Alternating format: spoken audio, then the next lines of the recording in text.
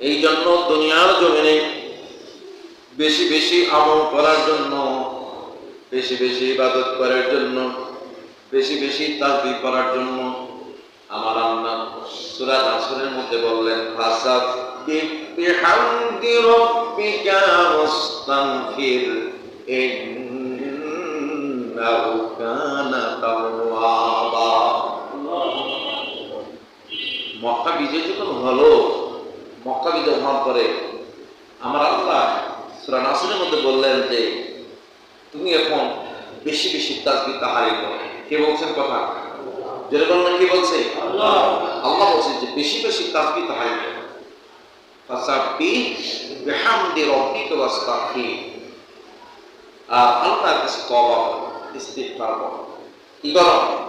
তওবা ইস্তিগফার করো। বেশি বেশি তাসবিহ তাহলিল করো, বেশি বেশি ইস্তিগফার করো। আর কানা তাওয়াবা, আমি তোমার তওবাকে গ্রহণকারী, আমি আল্লাহ। তওবা গ্রহণকারী কে? আল্লাহ। আচ্ছা বলেন তো, আমার একজন নবী, নবীদের নবী, নবীদের সভাপতি, তিনি হচ্ছেন শেষ নবী। আমার নবীকে মক্কা বিজয়ের পরে উনি তাসবিহ তাহলিল করতে বলেন এবং ইস্তিগফার করতে বলেন, আর বললেন আমি তোমার তওবা গ্রহণকারী। নবীর তো ইস্তিগফারের দরকার ছিল না, ছিল কি?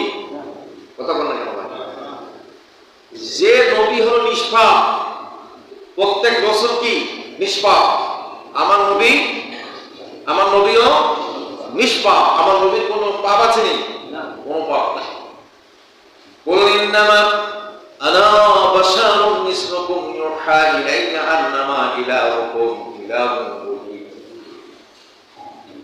আল্লাহ রাব্বুল আলামিন সূরা বনী ইসরাঈলের মধ্যে বলেন, আমার নবী আর মানুষের মধ্যে পার্থক্য হলো এতটুকু, আমার আল্লাহ আমার নবীর প্রতি ওহী করেছেন আর আমাদের প্রতি ওহী করেন না। আমরা সাধারণ মানুষ, আর আমার নবী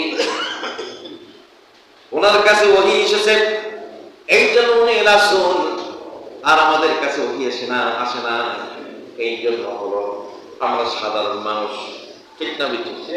আমরা সাধারণ মানুষ, আমার নবী একজন সাধারণ মানুষের মতোই। পার্থক্য হলো ওনার প্রতি ওহী এসেছে, আমাদের প্রতি ওহী আসে না। কথাকার পার্থক্য এতটুকু, তাছাড়া কোনো পার্থক্য নাই। হ্যাঁ, আর কিছু পার্থক্য আছে। আমাদের পায়খানা দুনিয়ার জমিনের উপরে পড়ে থাকে, ঠিক কিনা? আমাদের পায়খানা জমিনের উপরে পড়ে থাকে, দেখা যায়, ঠিক কিনা? আর আমার বিশ্বনবী মুহাম্মদ রাসূলুল্লাহ সাল্লাল্লাহু আলাইহি সাল্লামের পায়খানা জমিনের উপরে পড়েছিল। আমার নবী যখন পায়খানা করেছেন, জমিন সঙ্গে সঙ্গে পায়খানাটাকে খেয়ে ফেলেছে। আমার নবী যখন প্রস্রাব করেছেন, এই প্রস্রাব জমিন সঙ্গে সঙ্গে খেয়ে ফেলেছে। আমার নবীর প্রস্রাব খেয়ে অনেকেই জান্নাতের সার্টিফিকেটও পেয়েছে। সুবহানাল্লাহ। মন খারাপ বলুন যে এটা কেমন? নবীর কোন প্রস্রাব খায় জান্নাতে? আমার রাসূল সাল্লাল্লাহু আলাইহি ওয়াসাল্লাম প্রস্রাব কিন্তু জমিনে করতেন না। জমিন তো আল্লাহর জিকির করে, কি করে? এই জন্য আমরা যখন প্রস্রাব করি মাঠে ঘাটে, এটা একটা জিকির আছে, কি আছে? আল্লাহুম্মা কুবিজনি জিকিরিল্লাহ। ঠিক না বেটি? মাটিতে 3টা টোকা দিয়ে প্রস্রাব করতে হয়, ঘেলা করতে হয়, মানে মাটি ঘেলা করতে হয়, মাটি জিকির করে। আমার নবী মস্কের মধ্যে প্রস্রাব করে। মস্ক কি? একটা বর্তন। এটা কি? কথা ভাই, এটা কি? পড়ে আছে বর্তনটা, ওখানে প্রস্রাব আছে। এক সাহাবী প্রচন্ড তৃষ্ণা লেগেছে। কি লাগছে? প্রচন্ড, কথা বল না কেন? প্রচন্ড তৃষ্ণা লেগেছে। মানে আপনাদের কি কষ্ট হয় নাকি? তৃষ্ণা মানে কি? পিপাসা লাগছে। কি লাগছে? পিপাসা লেগেছে। কিসের পিপাসা? পানি। যে দেখতেছেন মস্কোতে পানি, মস্কোতে কি আসলে কি ওটা পানি? কথা বল না কেন? আসলে কি পানি?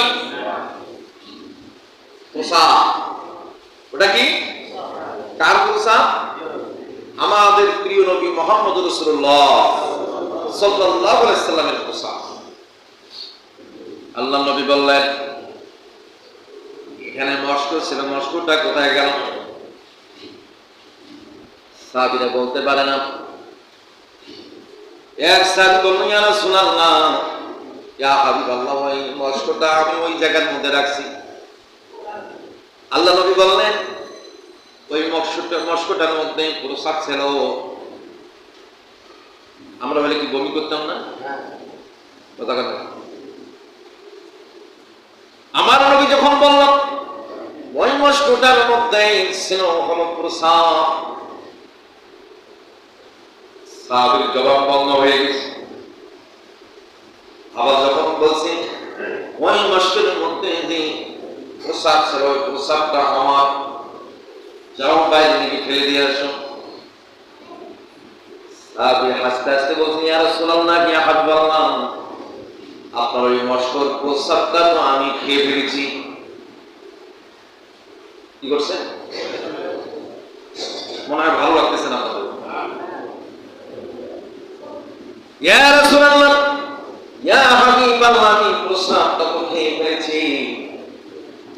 আল্লাহ রাসূল খামোশ হয়ে গেল। কি হয়ে গেল? বলে, আমি তো ঠিক জায়গার মধ্যে মনে হয় রাখি নাই, আমি মুখে রাখছি, সে আমাদের খুঁজে পেয়েছে, এটা খেয়ে নিছে।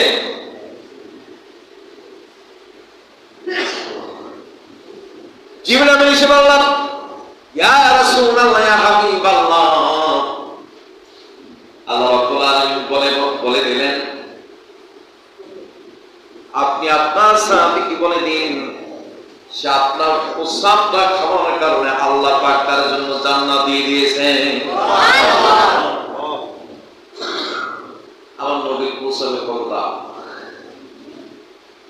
আমার নবী কি যেমন তো নবী, আমার নবীর প্রস্তাব খেয়ে জান্নাত পেয়ে গেল। এই কান্দা জান্নাত পেয়ে কি? প্রস্তাব খেয়ে জান্নাত পেয়ে গেল। সুবহানাল্লাহ।